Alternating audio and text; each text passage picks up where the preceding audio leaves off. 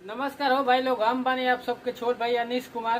तो आप सबके बीच में एगो प्यारा सा एगो गीत दू लाइन सुनावल चाहता नहीं। आप लोग गौर करब जा और ध्यान से सुनब जा, और जौन की माई बाबूजी के ऊपर बा।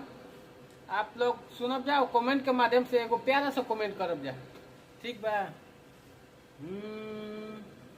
जे माई बाप के दिलवा दुखइबा, हो जे माई बाप के दिलवा दुखइब, साचु कहो तनी भाई हो नरक में जइब।